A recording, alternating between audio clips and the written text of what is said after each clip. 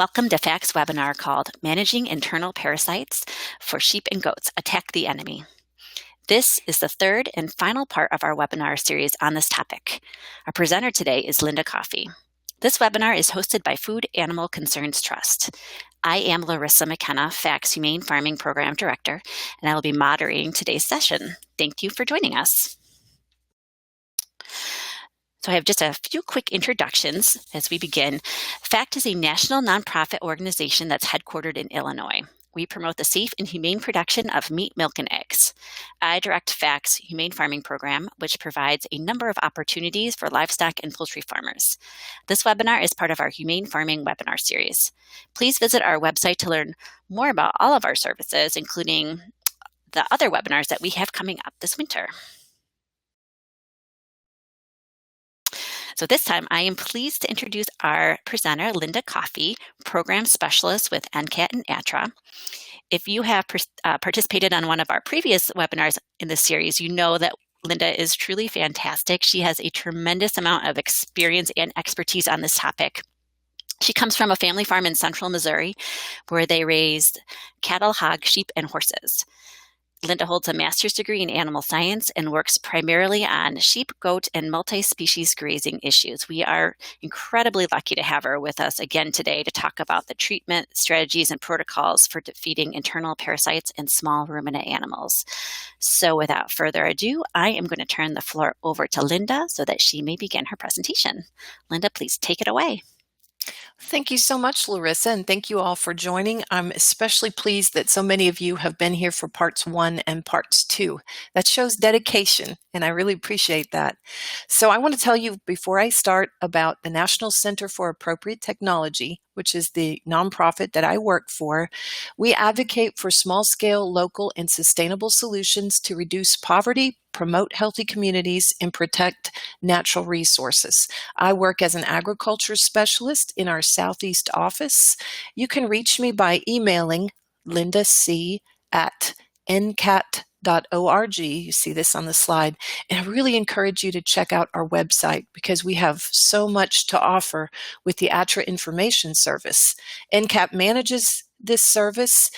I just encourage you to check us out for trustworthy, farmer-friendly advice and publications and multimedia things, tutorials, webinars, online courses. You can reach us by calling 800-346-9140, and we answer across the country 8 to 5, Monday through Friday, and we really want to help.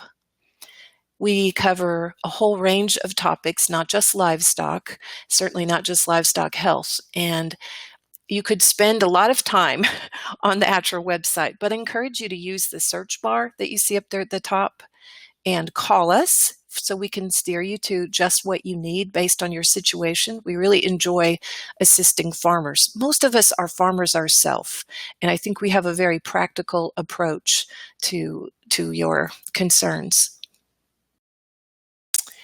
And if you like Facebook, we'd like you to like us on Facebook. We have 6 regional offices, each of which has their own Facebook page.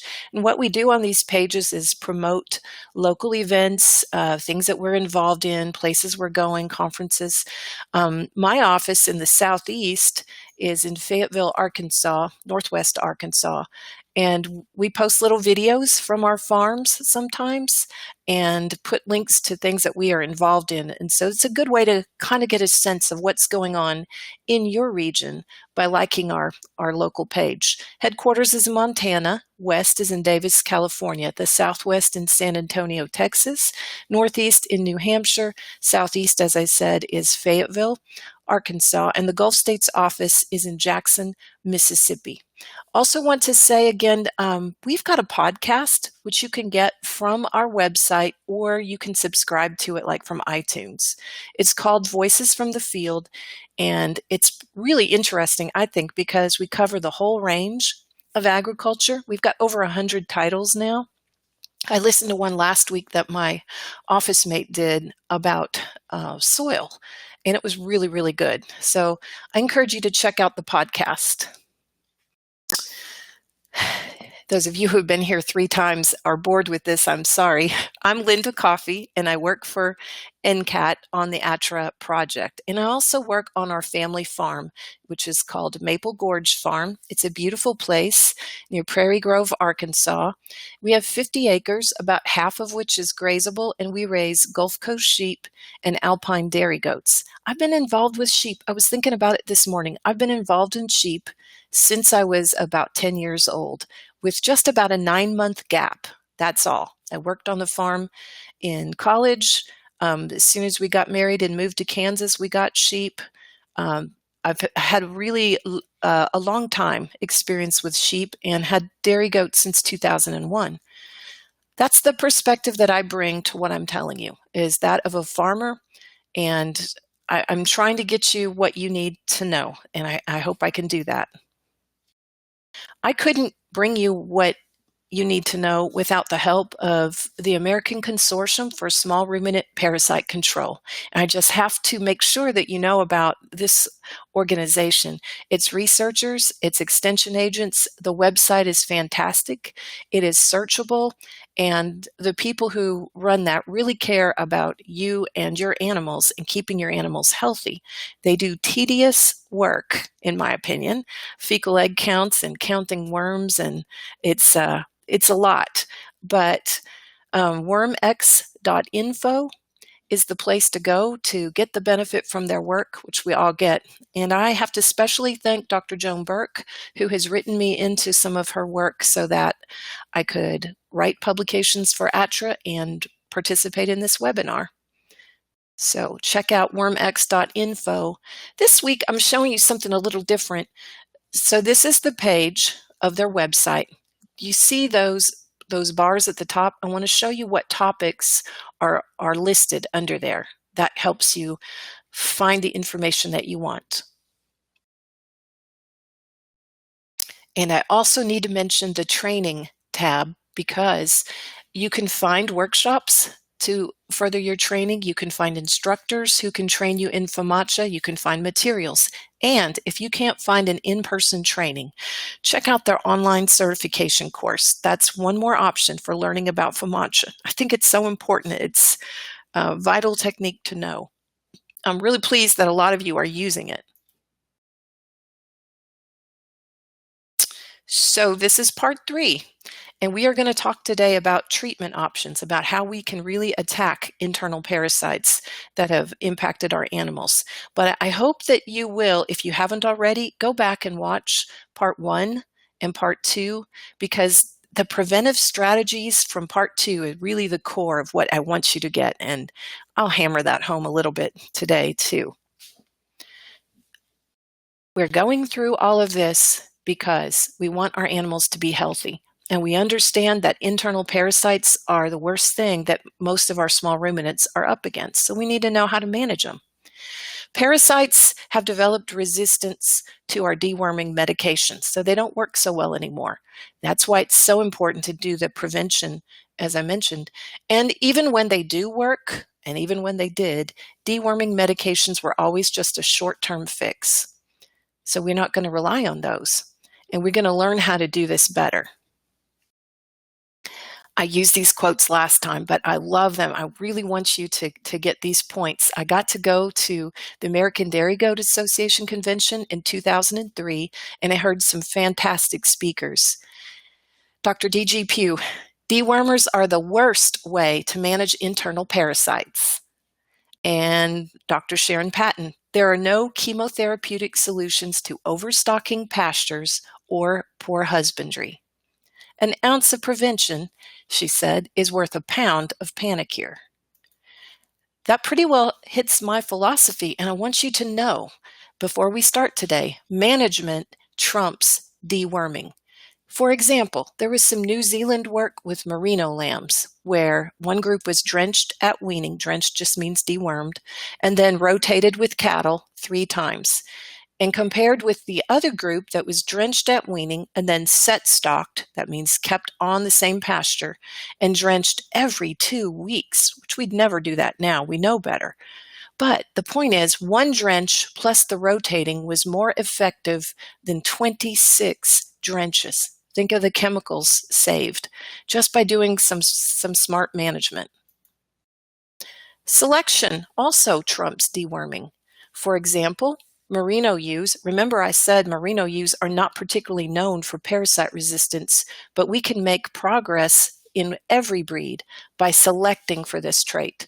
Merino ewes that were selected for parasite resistance were compared with those that were not selected for parasite resistance, and the selected ewes had fecal egg counts reduced by 69%. And they had lower fecal egg counts even than the unselected ewes that were strategically drenched.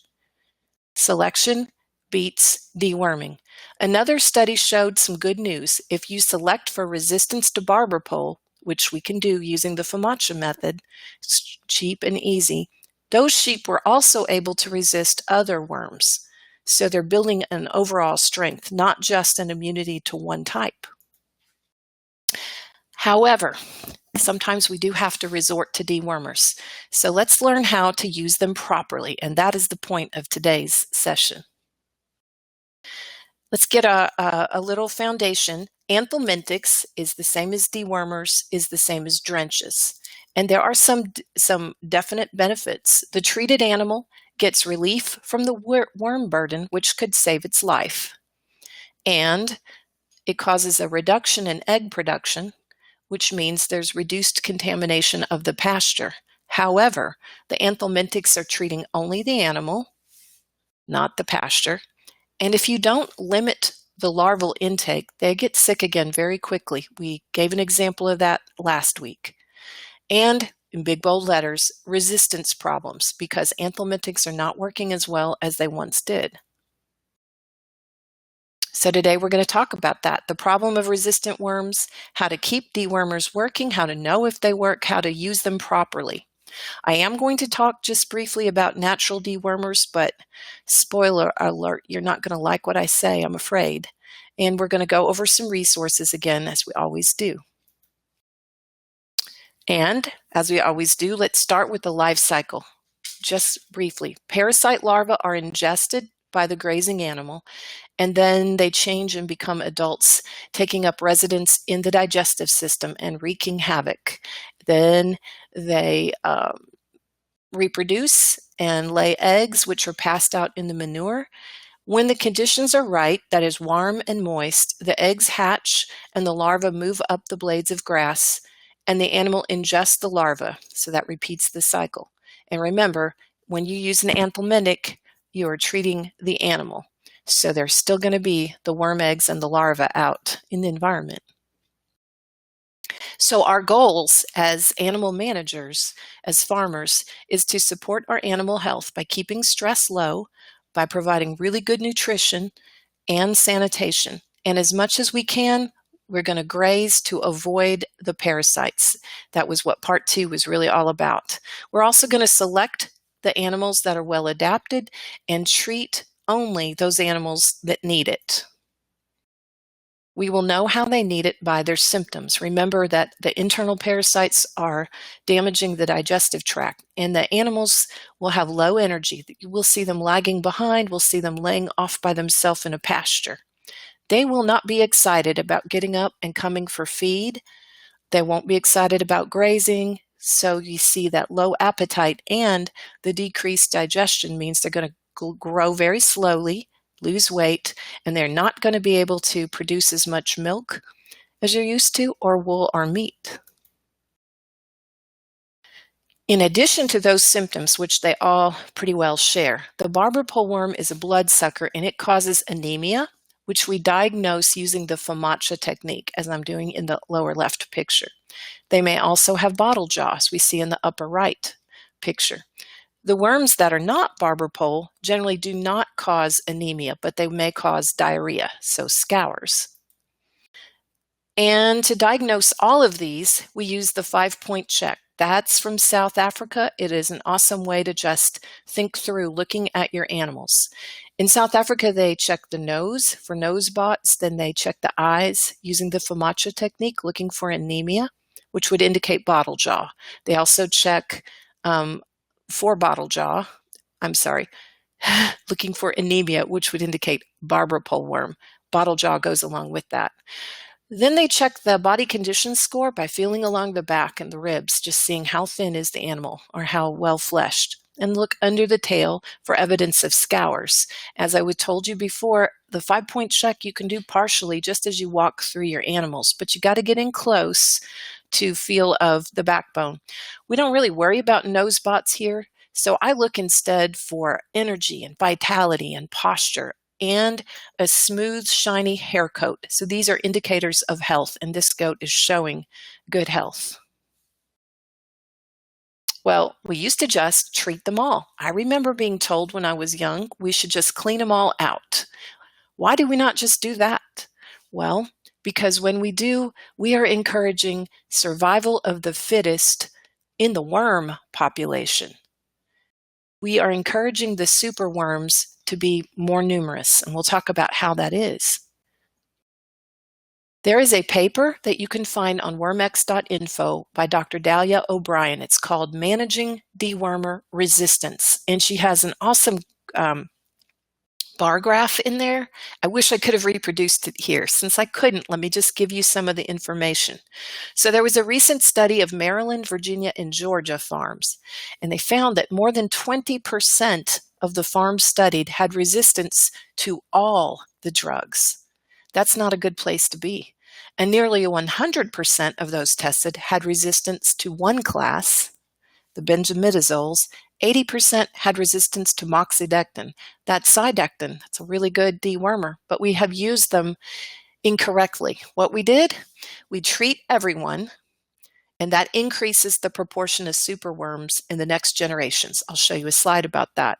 Or we underdose. We don't give enough of the medication, more of the tough worms survive. We treat them often, which gives them the opportunity to select for resistance. And we also treat and then move to a clean pasture. We used to recommend this. It makes good sense. You don't want your animal that is now empty of worms to get reinfected. But the problem is now all the worm eggs dropped are the ones with the resistant genetics. And then the proportion of tough worms increases in the next generation. I got this slide from the consortium, and it graphically shows what I've been trying to say. So let's imagine one animal, and inside of the animal are a population of worms. Some of them are susceptible. These are with the blue boxes, and some of them have resistant genetics. When we treat them with an anthelmintic, see the drug treatment in the center, it kills the susceptible ones, but not the resistant ones. And so in your next generation of worms that are coming out of the eggs that are coming out from that animal will be all resistant. Now multiply that by what if you treated every animal on your place? But we can do better. So the first term to learn today is Refugia. Many of you have heard this already. Refugia means in refuge. What we want to do is protect the weakling worms so they stay in the gene pool, the opposite of survival of the fittest. So going back to our slide before, if you didn't treat, see, you would still have those resistant worms diluted with the susceptible ones. We're going to treat only those that need it, and we're not going to treat very often. What we're going to do instead is fix the management problems, refer back to part 2, and cull those animals that are not resilient or resistant enough. And when we do treat, we're going to treat effectively. All right, I was asked by name for the Dr. Kaplan 80-20 rule slides, so here they are. And thank you to Dr. Ray Kaplan. This shows the distribution of fecal egg counts in goat herds. Let me orient you. First, on the top, so you see the purple bars. On the top, do you see the scale there?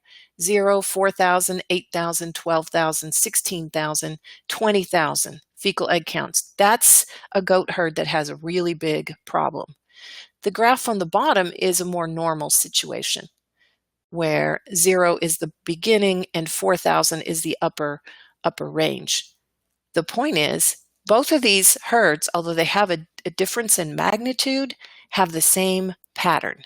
So where each of these purple bars are individual goats, if you drew a line segmenting off the top 33%. So, and chose to only treat the top 33%, that would reduce the daily pasture contamination by 80%. Most of the eggs are in those animals. They're on the right-hand side. So treating just the upper third gives just as good a control as treating the entire herd. So we don't have to worry about we really should be treating them all. We just have to figure out who in our herd needs to be treated. Okay, now pay attention to the scale again, because in the next slide, he changes that scale to make a point. So here on the left, those little bars are the goats that did not get treated, the ones on the left. And now he's just changed the scale so that we can see them better, okay? So the individual goats now, the upper limit there is 400 eggs per gram on that herd. So we've treated the high 33% with a drug that was very effective, and we reduced the daily pasture contamination. And now that 33% of goats is only going to contribute less than 5% of eggs to the pasture. Remember, our dewormers are never 100% effective. There are still some survivors there. But since we did not treat any of those on the left-hand side, we've kept Refugia on this farm, on both these farms. And so more than 95% of the eggs that are being shed on the pasture now are shed by the untreated goats, and they are still going to be susceptible to the anthelmintics. So the point is, we have stopped the daily contamination, but we have kept Refugia so that dewormers will still work in the future. It's complicated, but the point, I find the point very reassuring, because the idea that if we only treat the ones that need it, we are improving the situation on our farm now and in the future.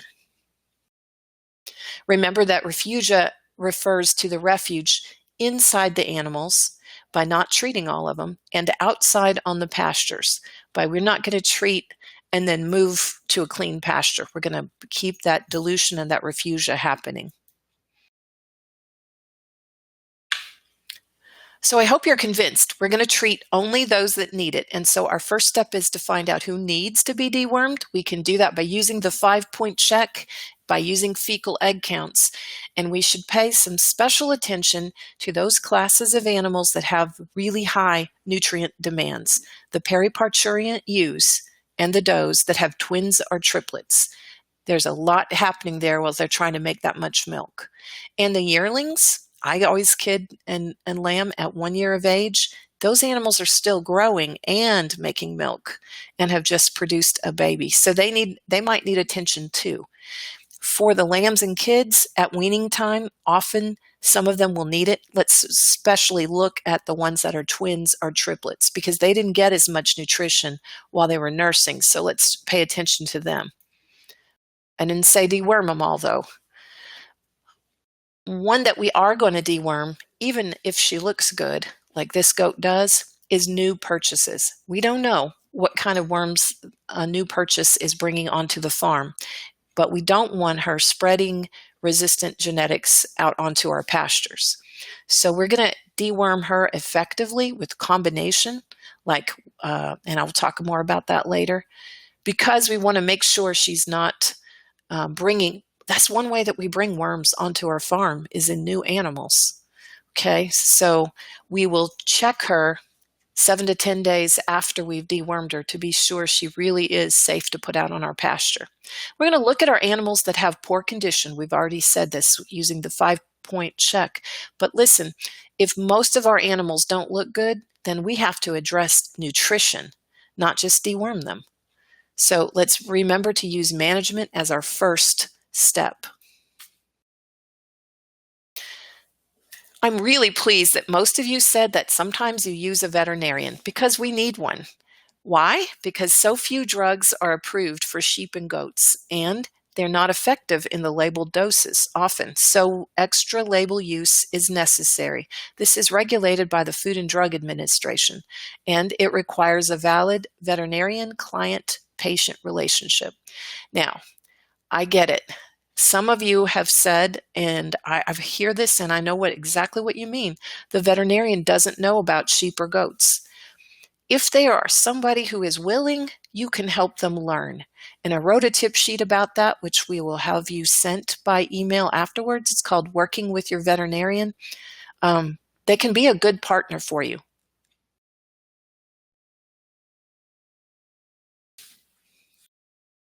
So now we're about to get into talking about deworming. One thing I want you to know is there is a way that you can, for a lot of medications, improve the dose. And you can do that by fasting those who need to be dewormed for 12 to 24 hours. It adds a step. It adds some hassle.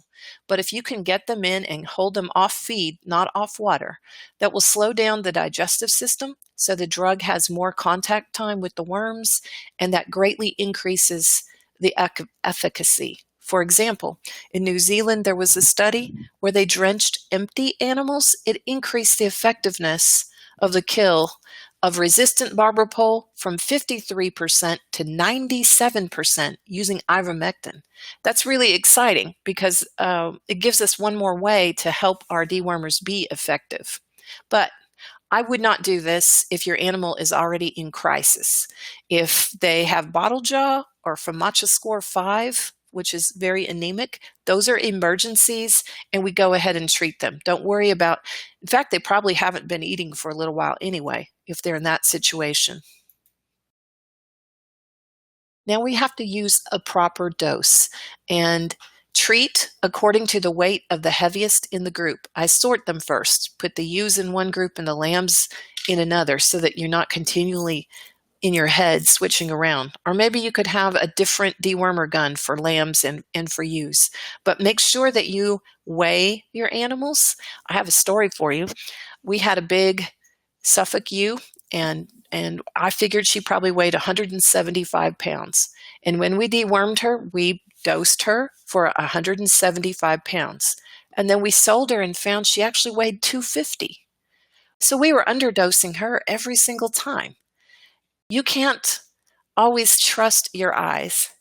And so weighing animals is the best. My husband built a scale which is digital, and it wasn't very expensive, and it works really nicely. So now if we're going to deworm our animals, we've got information.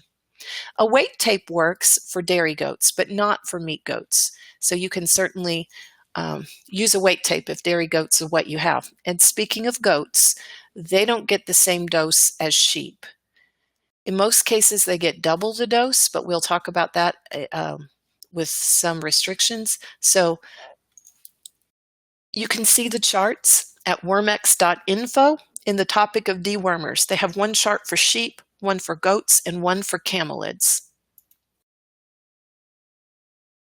You got to have the proper tools.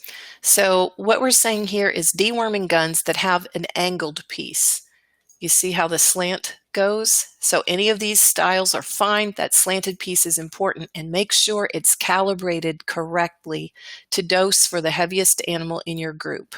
Sometimes we don't get that step done. The reason we need these tools is so we can do the right technique. We want that dewormer delivered all the way into the back of the mouth so it doesn't bypass the rumen. That's also for getting more contact time with the drug, which will make it more effective.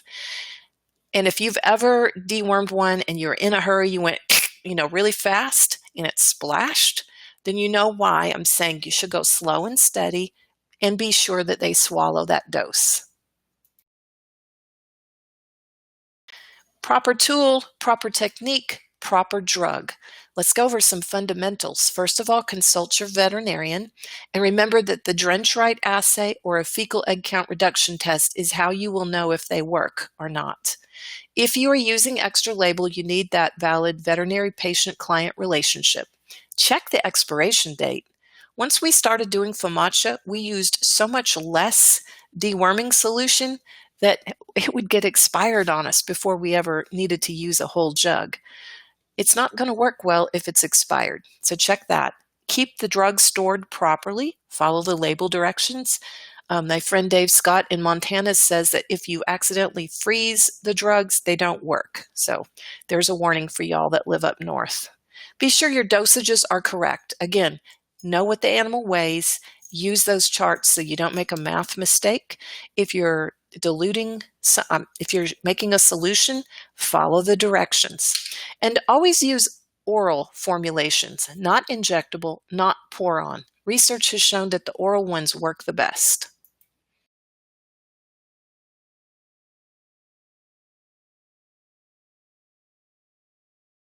Today we have so many words. Every now and then we threw in a pretty picture. And now we'll talk about the drugs themselves. So we have in our country 3 different classes of anthelmintics. The benzimidazoles, which includes Panacur, Safeguard, Valbazin. The second class, which includes levamisole and Morantel. And then the ivermectins in class 3. They're grouped this way because of their mode of action. So if you get resistance on your farm, the parasites get resistance to a certain drug within a class, they are probably also resistant to the other ones in that class. So if you got resistance to Panacur, Valbazin would not be a good bet.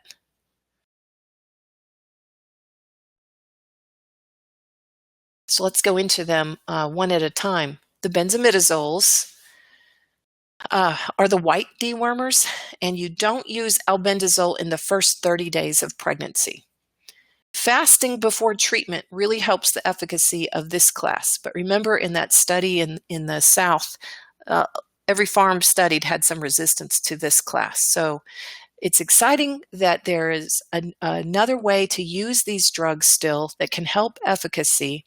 Dr. Joan Burke did work where she used 2 grams of copper oxide wire particles in combination with albendazole and found that it bumped efficacy up to 99%.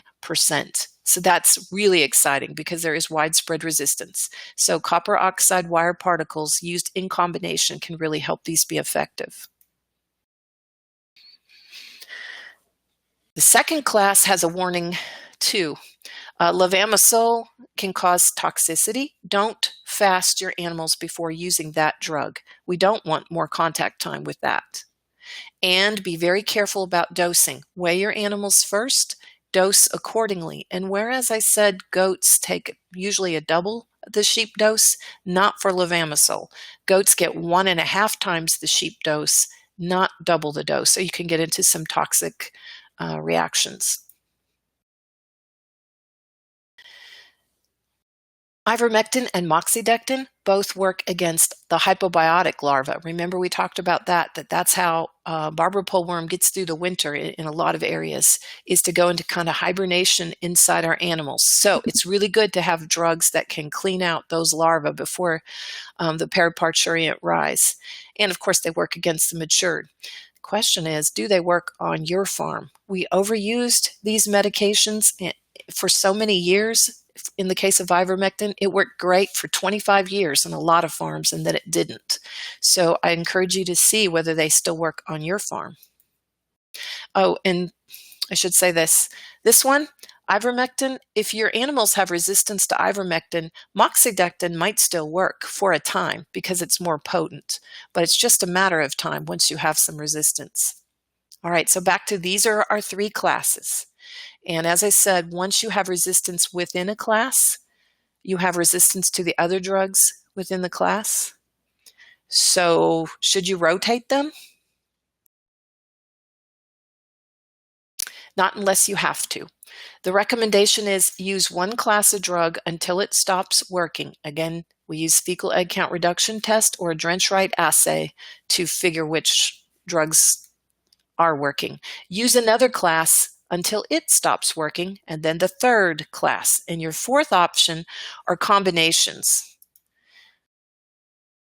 So if you are using Valbazin and it stopped working, you could choose to use Valbazin plus levamisole and get an effective deworming. Do you see how that is? You would not choose to use Valbazin plus Safeguard. Same mode of action, don't do that.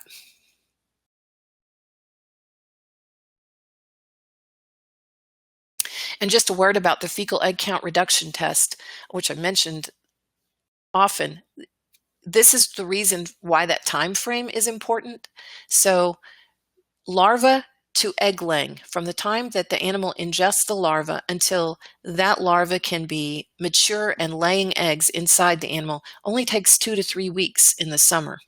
So when we're deworming and we want to know, did the dewormer work, we have to give it some days to clean out the worms, okay? So we give it 7 days, but then we want to get our fecal sample tested before the 14 days because the new infection could complicate our results. So in other words, we want to check 7 to 10 days after the treatment to see if our drug was effective.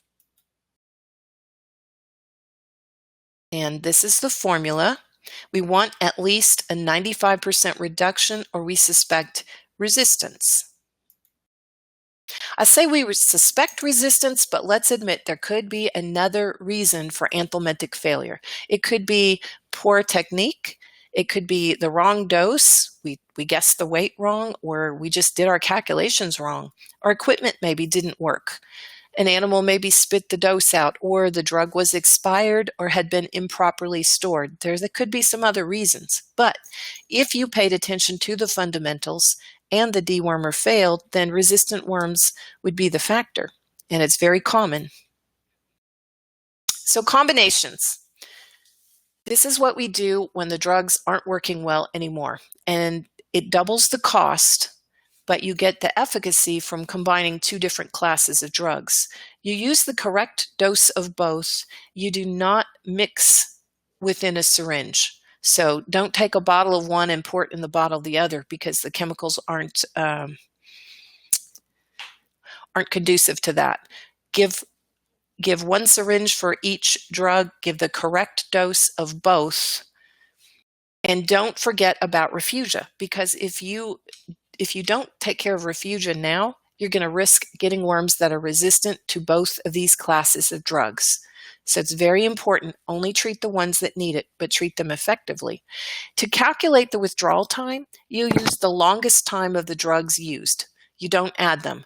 So if the withdrawal for the drug you used was 14 days for one and 10 for the other, use 14 days for your withdrawal time for meat.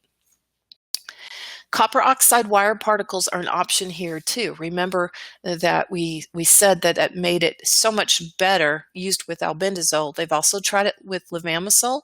So copper oxide wire particles might be a way that you get a better combination treatment.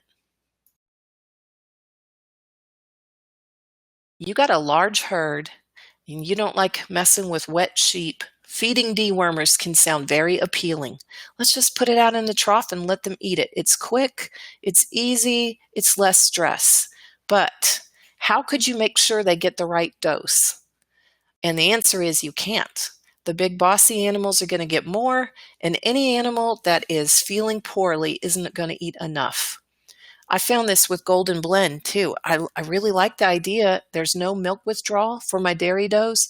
It's a great idea, but when they actually needed it, they would not eat it. If you can't make them get the right dose, you can't help the animal, and it leads to resistance. So don't feed dewormers, even though it's easier. Someone's asking about copper oxide wire particles. And I guess I didn't talk about that last week, and I really probably should have.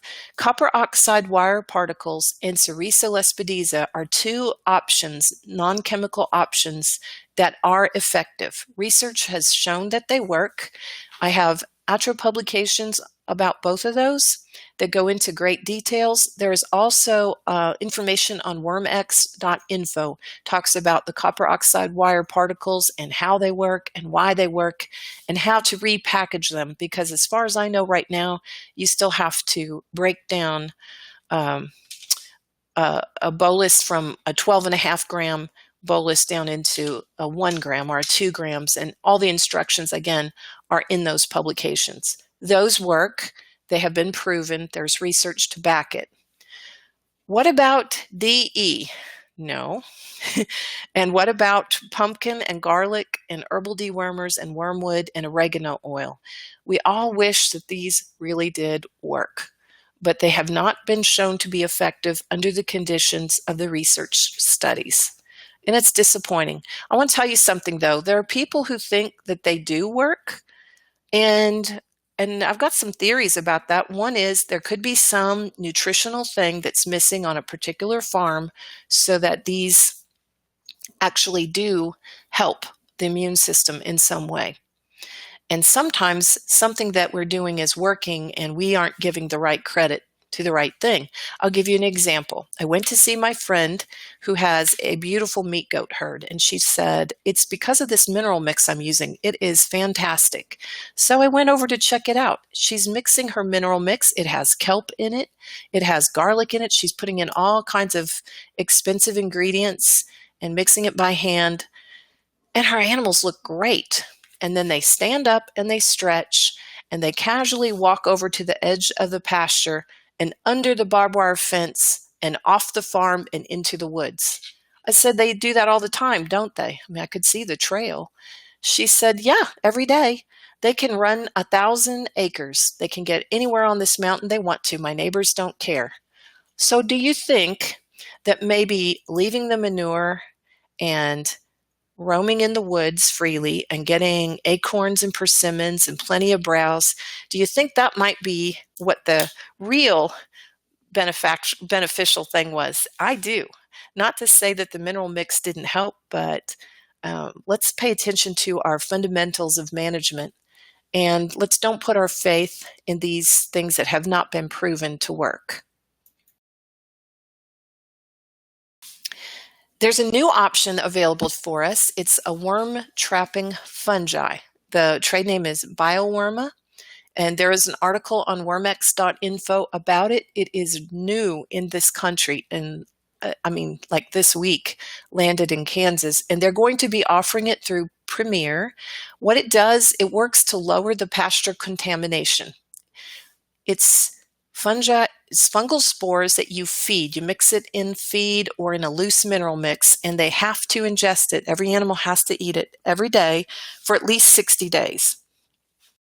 And it goes through the digestive system and is deposited in the manure right along with the worm eggs.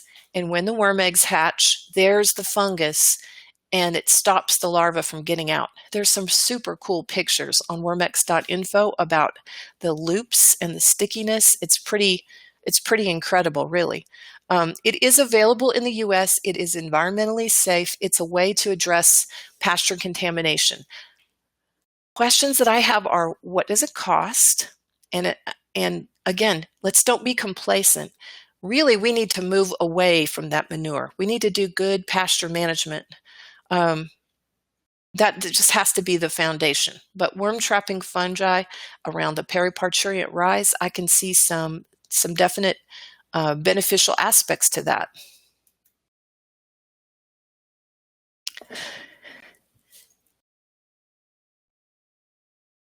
So copper oxide wire particles is something that,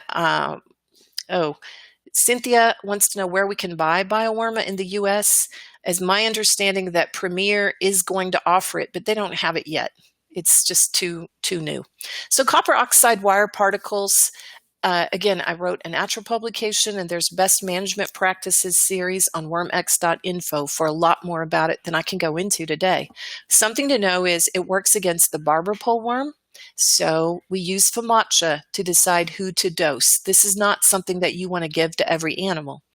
Some certifiers are allowing the use of this in organic lambs and kids. That's very exciting for those raising organic animals. It's effective as part of a combination treatment. It gives a quick response, but not a long-lasting response. And the concerns with sheep are, would it build up in the liver, and cause toxicity? I know Dr. Burke has used 4 doses in the grazing season, and that did not build up in her conditions to a toxic condition. So that's good to know. But caution is suggested that you check livers when you can to make sure that it's not building up too much.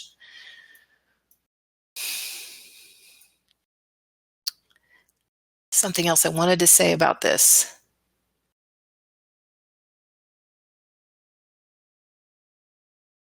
I lost it. Oh, something else I wanted to say about Sericea. I will later. Sorry. Keep records.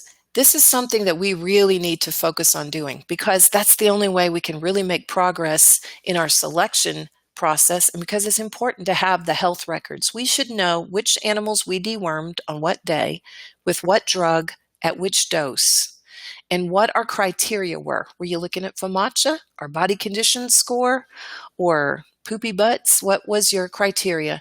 And you should have individual FAMACHA scores, and also look at the flock scores to track trends. I'll show you that in the next slide. To test efficacy, at least every couple years, you need to be running the fecal egg count reduction test or the Drenchright assay, and keep your records of that. And keep pasture management records. Go back to part 2. If you want to be sure you're not going back too soon to an infective pasture, you need records showing when did you leave. So this is Dr. Ray Kaplan's FAMACHA anemia record. You are going to keep individual records, so you will have an animal ID associated with their FAMACHA score. That way you know who's doing what. But you also want to be able to see the trends of your whole flock.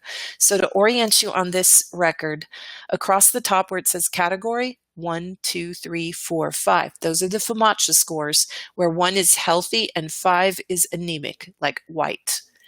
And generally speaking, we're going to treat the 4s and 5s, and sometimes the 3s. We'll go into that. So in this farm, on May the 1st, they started doing their FAMACHA record. Remember, we're going to do that during the grazing season in the summer because this is a warm weather kind of parasite, and we're looking at barber pole worm. Each time they did a FAMACHA, they not only wrote down the individual ID on a separate sheet, but they put a dot in the appropriate category, so that at the end of the day, they could tabulate these and say, oh, we had 15 1s, 27 2s, 12 3s, and we had that one animal that was a 4 and it needed to be dewormed, and we did. 2 weeks later, they check again, and you can see that the flock has changed and become more anemic. This time, only 5 1s, 22 2s, 23s, and 8 4s, which were treated. 2 weeks later, June the 1st, do you see how the flock has shifted? And now we have 11 4s and 1 5. So at this point, you've got a decision to make. One decision that you could reasonably make is say, I see that the flock is shifting to more anemic. I'm going to do something different in my management. I'm going to check next week. I'm not going to wait 2 weeks to check my flock. Or you might say, I'm going to check next week, and if the trend is still like this, I'm treating 3s and 4s and 5s. So this is a helpful tool in just seeing where your whole flock is at. This is a close-up look at it.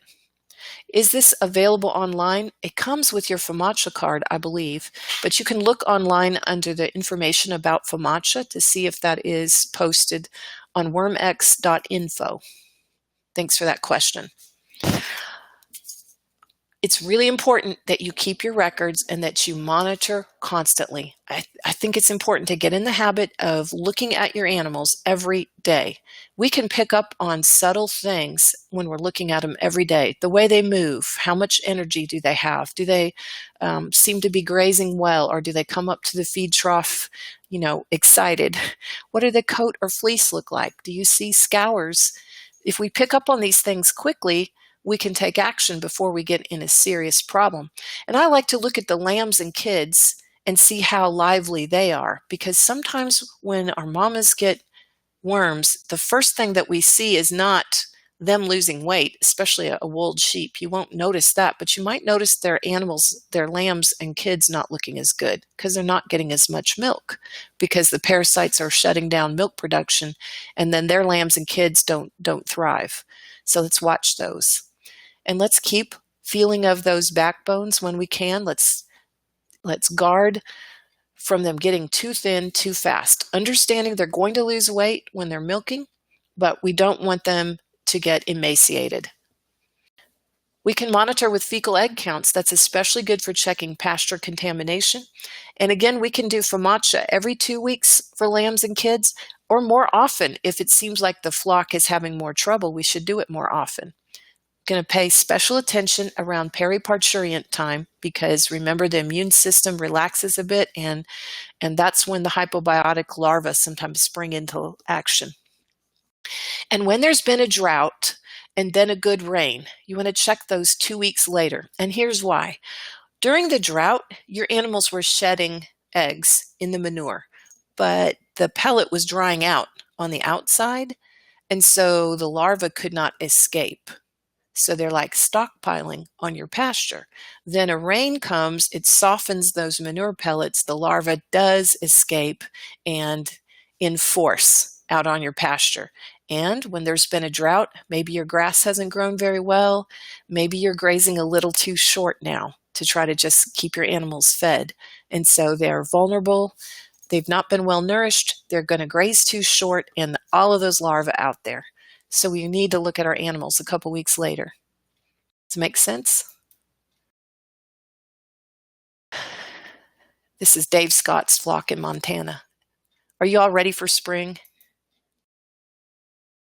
So Coccidia. I showed you those 3 classes of drugs earlier, the benzodiazoles and all of that. But Coccidia do not respond to those same drugs.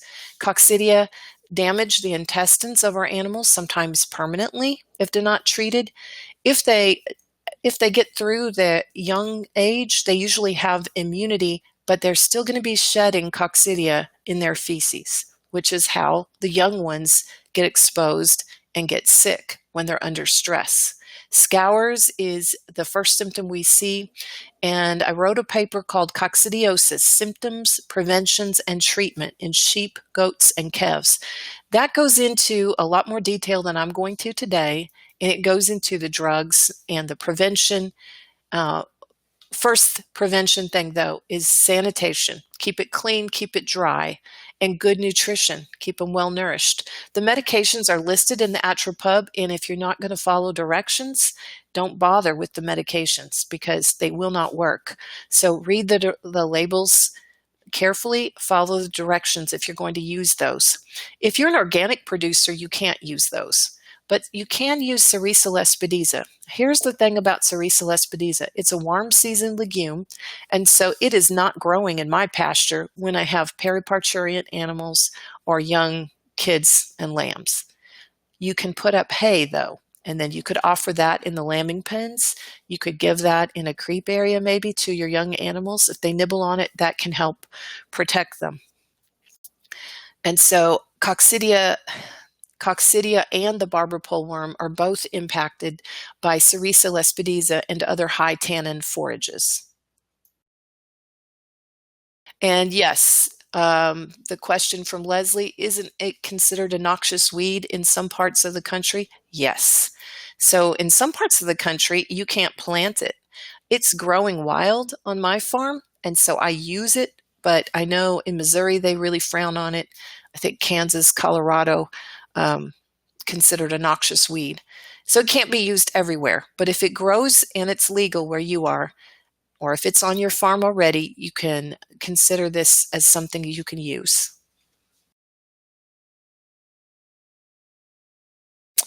Last week, somebody asked about liver flukes, and I admitted I don't know anything about liver flukes. I've never had any experience with it, but I looked it up, and I found that these do need an intermediate host, which is snails. So it is not that simple life cycle like I've been showing you week after week. These are really nasty organisms. The flukes are ingested from the vegetation. A cyst is left on the vegetation. The animal eats it, and they hatch and they penetrate the intestines on their way to eat the liver. So they're nasty creatures, and they cause, of course, internal bleeding while they're doing all this damage. So the symptoms that you might see sound a lot like barber pole worm to me, anemia and bottle jaw. Those of you who have experience with liver flukes, if there's something I'm missing, let me know, but it seems to me it would be a little bit confusing about which worm you were dealing with. Prevention is better than cure, and you need to fence them out of the marshy areas and the ponds, so keep them away from where the snails are living. And the one drug I found that is labeled for this is valbazin, but it kills adult flukes and not other stages, so it won't work against those immature stages. I didn't know about liver flukes because I don't have any experience with them. But if liver flukes are active in your area, your veterinarian will know. Consult your veterinarian to find out about worms that are important where you live and to find somebody who can help you with fecal egg count reduction tests, things like that. Unless, of course, you're going to get your own microscope and do it yourself, which is an option. You can go to the Langston website and learn about that. I think that if it were me and I had an animal die and I wasn't sure, necropsy could be really, really helpful. For example, if you didn't know if it was liver flukes or barber pole worm, that'd be important to find out. So use the services of your veterinarian. I'm not a veterinarian, but I am the mother of one. I can tell you they work really hard and long and spend a lot of money to get their education. So I hate to see people in chat rooms asking medical questions that I know a veterinarian could answer with authority and with great information. I really encourage you to try to find a good veterinarian who will work with you. If they don't know about sheep and goats yet, if you're willing to help teach them, that helps the next generation of farmers coming up behind us. So I encourage you to do that. There is so much to learn, which is why we've taken 3 weeks to go through this. But we have a lot of information available to help us manage our animals successfully. Wormex.info, ATTRA. We just have to be smart and we have to use a lot of strategies. There is no silver bullet here. We have to use all the prevention strategies that we possibly can. We don't want to put our faith in any treatments. None of them are working perfectly. None of them are going to work perfectly. So doing your prevention piece, doing good management, providing good nutrition, selecting for parasite resistance in your animals, not in your worms, and careful and sparing use of anthelmintics. These are the keys. This again is my short list of resources. ATTRA and the consortium and Langston University and the American sheep industry and SARE. And remember I said you can look up research on the Sustainable Agriculture Research and Education, searchable. Check out what they have about internal parasites. Farmers have done some on-farm research that you might be interested in, and scientists have done some research that I know you'll be interested in reading about, so check it out. Here's a few things that I think might be helpful to you. I can't actually call it homework since I won't be back next week, I guess, but if you go to wormex.info and explore the topic of dewormers, that will give you more information than I could provide today. If you missed part 1 or part 2, I'd really like you to watch them at some time so you get the whole picture, what I was trying to tell you. The next time you need to deworm, think about getting a fecal egg count reduction test to see if your drug is still effective. And then if you don't have a system for keeping records of health treatments, it's time to set one up. Plan that you're going to notice which animals need frequent deworming and cull them to make your flock stronger over time. And if you're not FAMACHA trained yet, that might be a really good goal to put on your list for this year. Remember, you can use the online certification from the wormex.info, or in-person trainings are really, really best. So good luck. I have really enjoyed being with you these 3 weeks. You've asked some fantastic questions. Remember, you can still ask me questions after this because it's my job to answer them. And my email is lindac@NCAT, that's N as in national, C as in center, appropriate technology. Or you can call us at 800-346-9140. I am about to go on vacation in March, so email will work better for me because I will check my email some. And I'm going to close with this quote from Meat and Wool, New Zealand. They say, "Put drench in the bottom of your toolbox." And I agree with that, but let's keep it in your toolbox. Let's use our smart strategies so that it will still work for you for years and years. I want to also tell you, check out the upcoming ATTRA webinar. I've referred throughout this series to my friend Dave Scott. He's got one coming up in March 14th. Don't let the barber pole worm ravage your flock. And he's an excellent teacher and has a lot of great experience to share. So I encourage you to register for that. And we're going to send out links to the slides and to other resources. Larissa's so awesome. She does that every week after you get off of this. So she'll tell you how to get to parts 1 and part 2 also. Thank you. Absolutely. Thank you, Linda. This was wonderful. A really fantastic presentation. So we do have a couple minutes for questions, and it looks like you've answered a bunch of them already just by going through your presentation. It seemed like the questions that came in, the next slide would kind of answer that. But I will be sending out, we will take any other questions people have in the next couple minutes. And like Linda said, I will be sending out links to parts 1, 2, and 3, both the recordings and the slides. And I'll also include a link to that barber pole webinar coming up in March, and a host of other resources that Linda has provided. So with that, let me look through here. We did have a question, Linda, that came in. Someone wanted to know if they could get plans to the cheap digital scale that your husband built.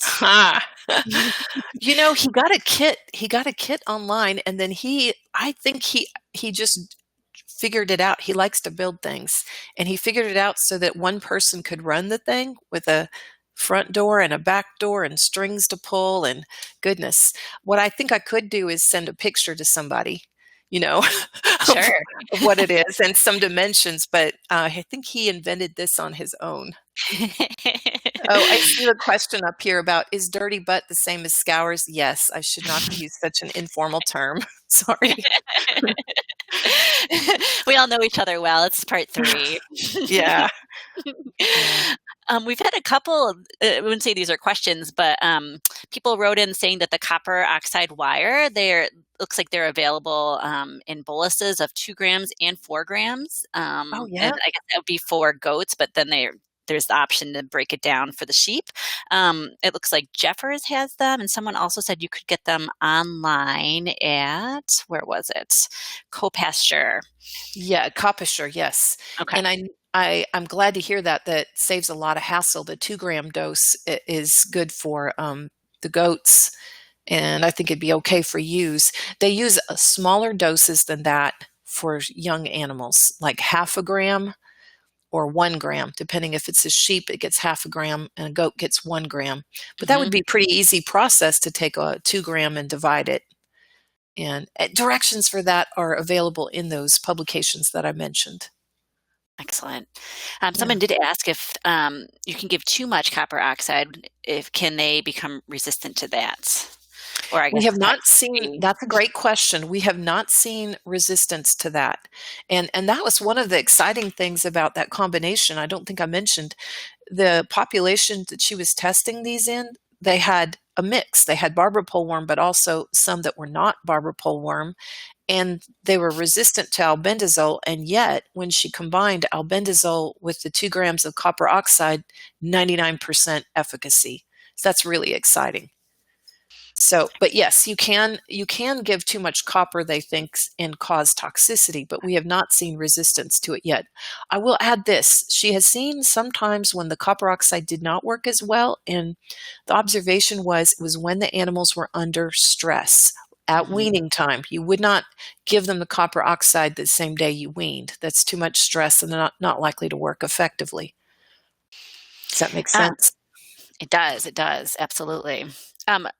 Another question came from about the effectiveness of ginger. Do you know anything about that? It would be on the list of things. I don't. Yeah. There is a section on wormex.info where they go into alternatives, any that have been studied, and you can find information there. I would encourage you to read that. Excellent.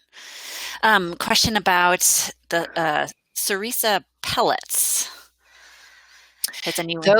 Those have been available from Sims Brothers, Sims, S-I-M-S brothers, and I don't know what they cost. I don't know how you get them, but you could go to the Sims Brothers website and find more information about that.